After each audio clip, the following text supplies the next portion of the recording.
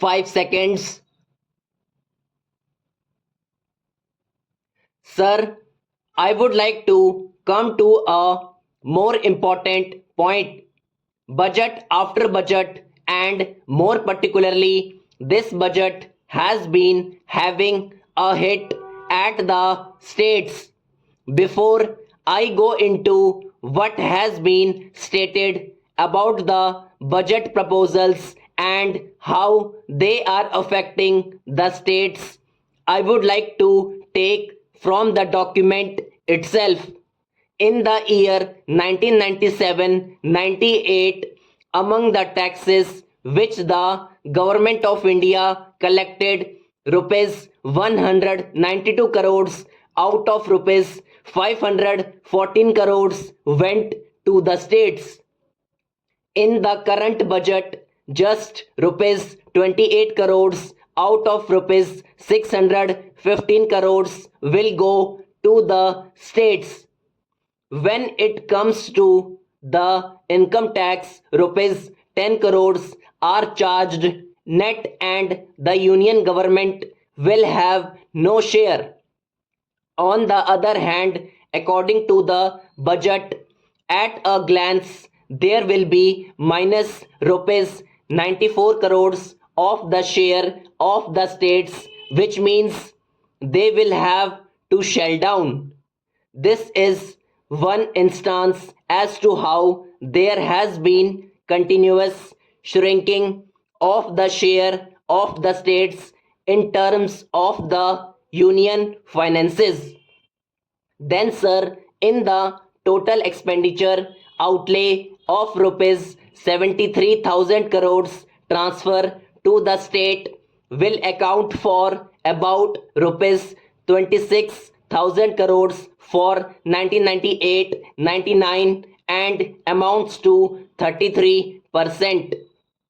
In the previous year, out of rupees 66,100 crores, rupees 24,000 crores was the share of the states, and it works out to 37%.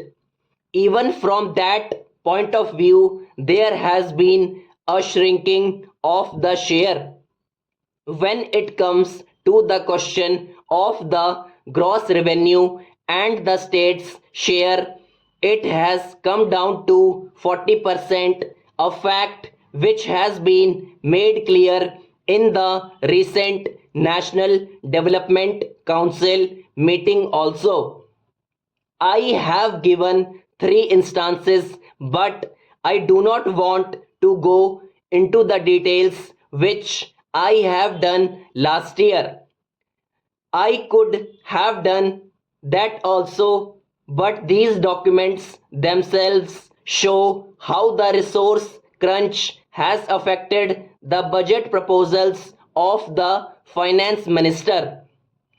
I will read 3 statements of a particular chief minister. He says that in the central budget proposals for the year 1999-2000, an additional revenue of rupees 100 crores from income tax could go only to the center.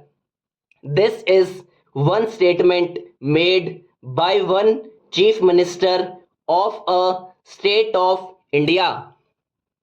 Then the chief minister also referred to a new levy on the transfer of wealth through inheritance, which he said was nothing but estate duty in another form. The old estate duty was shareable with the center, but the new wealth tax is not. The chief minister contended like this. The third statement is this trend, if continued, will seriously affect the economic viability of all the states. Mr. Deputy Chairman, if I reveal as to who is this chief minister, he is not the chief minister of Andhra Pradesh. He is not the chief minister of Karnataka. He is not the Chief Minister of West Bengal, but he is the Chief Minister of Maharashtra, the Chief Minister who was occupying one of the highest position in this very government. This is what he has to say. I have deliberately chosen to quote what has been stated by the Chief Minister of Maharashtra. Therefore, I would ask the Finance Minister to seriously consider this. Similarly, other chief ministers also have stated that there is a need for a share in the public borrowings.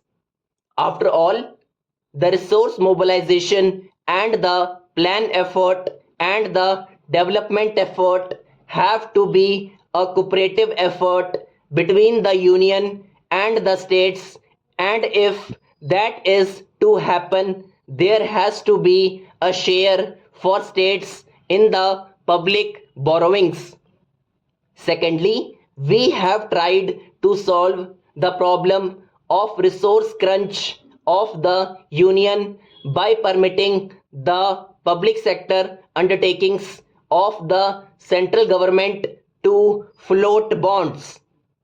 But the public sector undertakings of the state government are denied this facility.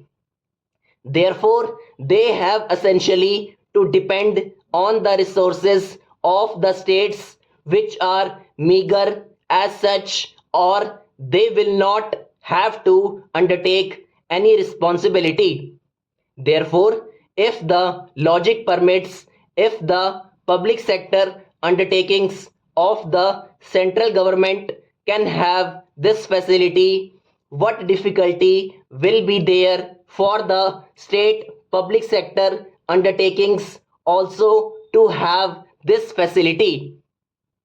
Thirdly, a point which exercised the minds of this house a little while ago in the question hour, namely the need for restoring the primacy to household savings as a source of resource mobilization for the states, and that can be done only if small savings are given back the primacy, the Indira Vikas Patra, and such other things. The Provident Fund accounting procedure, which has been introduced, has reduced the share of the states. Therefore, I would like to ask the minister whether he will consider this. Finally, day in and day out, we hear that the states have been falling to mobilize resources for their own developmental work in their states. Now,